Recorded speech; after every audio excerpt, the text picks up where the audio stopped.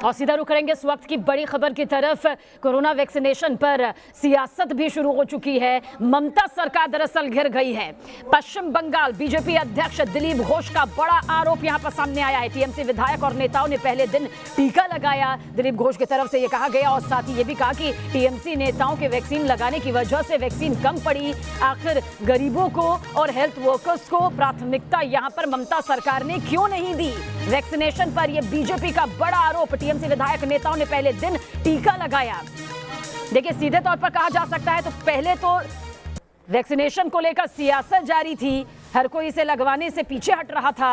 सियासी तौर पर तमाम तरह की बयानबाजी सामने आ रही थी। और अब जब कल वैक्सीनेशन का बड़ा दिन यहां पर सामने आया, वैक्सीनेशन का शंखनाद हुआ, देश भर में वैक्सीनेशन की बड़ी तस्वीरें सामने आई, तो ममता सरकार पर अब बीजेपी ये आरोप लगा रही है। तो ममता सरकार पर सीधे तौर पर बीजेपी का यह आरोप है कि टीएमसी नेताओं ने ये टीका लगाया, जिसकी वजह से कमी आम लोगों के लिए पड़ी। क्या कुछ कहा, सुनिए आप भी आरोप के तौर पर। ওনার নেতারা যদি সব ভ্যাকসিন নিয়ে নেন তো যারা পাওয়ার তারা তো পাবে না, কম তো পড়বেই। কেন্দ্রের টাকা এলে আগে ভাগাভাগি হয়ে যাবে, তো ডেভেলপমেন্ট কি করে হবে? ভ্যাকসিন এলেও সেটাও ভাগাভাগি হয়ে গেল, রেশন আসবে সেটাও ভাগাভাগি হয়ে যাবে। তো সাধারণ মানুষের জন্য যে ভ্যাকসিন এসছে তার কম পড়বে, রেশন কম পড়বে, টাকা কম পড়বে। সব জায়গায় একই জিনিস দেখছি আমরা। আগে ওনারা নেওয়ার পরে তারপরে পাবলিকের জন্য থাকে, তো কম পড়বেই। যারা রিস্ক নিয়ে সমাজের মধ্যে যাচ্ছেন, ভিড়ের মধ্যে যাচ্ছেন, ডিউটি করছেন, এরকম পুলিশের লোক, হেলথ ওয়ার্কার্স, ডক্টর, নার্স, এদের জন্য সেটা এসেছিল। আশাকর্মী যারা সমাজের মধ্যে ঘুরে বেড়ান, তো সারা দেশে 3.5 কোটি দেওয়া হয়েছে কেবল যারা এই ধরনের কাজ করছেন তাদের জন্য, পলিটিক্যাল লিডারদের জন্য নয়। তো এত প্রাণের ভয়, এমএলএ চেয়ারম্যান সব গিয়ে নিয়ে নিচ্ছে, তো ন্যাচারালি কম হবেই, তাই হয়েছে। और हमारे संवाददाता तपस सेन गुप्ता इस पर ज्यादा जानकारी के लिए हमारे साथ मौजूद है। तपस, क्या कुछ कहा जा सकता है? पहले जिस वैक्सीनेशन को लेकर तमाम सियासत विपक्ष की तरफ से हो रही थी, अब बीजेपी के पाले में ये गेंद आ गई और बीजेपी आरोप लगा रही है ममता सरकार पर कि आपकी वजह से ये कमी यहाँ पर आई, क्योंकि आपके विधायकों और नेताओं को सबसे पहले प्राथमिकता दी गई।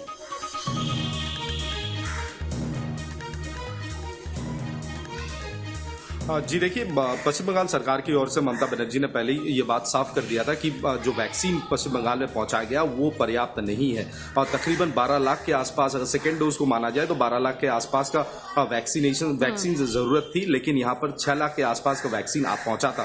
तो कल इसको लेकर ममता बनर्जी ने और राज्य सरकार की तरफ से एक प्रेस रिलीज में कहा गया था कि अगर जरूरत पड़ा तो राज्य सरकार सीरम इंस्टीट्यूट से खुद अलग से ये इन वैक्सीन को खरीदेगी। लेकिन दूसरी ओर कल देर दोपहर को जो देखने को मिला कि 2 विधायक तृणमूल कांग्रेस के, एक काटवा के विधायक है और दूसरे भातार के विधायक है, जो जाकर अपने आप को वैक्सीनेट किया। इसको लेकर बड़ा सवाल यह था कि क्यों गए थे, क्योंकि फ्रंटलाइन वर्कर्स और हेल्थ और पैरामेडिक स्टाफ जो है उनको वैक्सीन देना था कल।